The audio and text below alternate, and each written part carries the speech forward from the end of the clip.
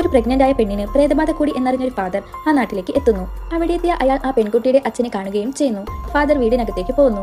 അവിടെ കൈകാലുകളെല്ലാം കെട്ടിയിട്ട നിലയിൽ ഒരു പ്രഗ്നന്റ് ആയ ലേഡി കട്ടിലിൽ കിടക്കുന്നത് ഫാദർ കാണുന്നു. അവരുടെ അടുത്തേക്ക് പോയ ഫാദർ കൈയിലെയും കാലിലെയും കെട്ടുകളയിക്കാൻ ആരംഭിക്കുന്നു.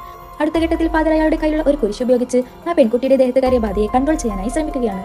അവളുടെ കൈ മുറിവാക്കി രക്തം ഒരു കുപ്പിയിൽ നിറയ്ക്കുന്നു. ശേഷം ലൈറ്റർ എടുത്ത് ആ രക്തം ചൂടാക്കിയ ശേഷം മന്ത്രങ്ങൾ ഉരുവിടാൻ ആരംഭിക്കുകയാണ് ഫാദർ. ഇത് കേട്ടതും ആ ലേഡി അലറാൻ ആരംഭിക്കുന്നു. അതോടെ ആ പ്രേതബാധ അവിടെ നിന്നും പോകുന്നു.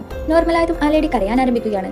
എന്താണെന്നാൽ അവൾ പ്രസവിക്കാൻ പോവുകയാണ്. അങ്ങനെ അവൾ ഒരു കുട്ടിക്ക് ജന്മം നൽകുകയാണ്. ആ കുട്ടിയെ അവർ ഫാദറിന് തന്നെ നൽകുകയാണ്. ഫാദറും ആ കുട്ടിയെ എടുത്ത് അവിടെ നിന്നും പോകുന്നു.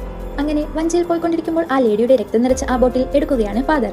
നീ വീണ്ടും തിരികെ വരണം എന്ന് പറഞ്ഞ ശേഷം ഫാദർ അത് അടിച്ചുടയ്ക്കുന്നു.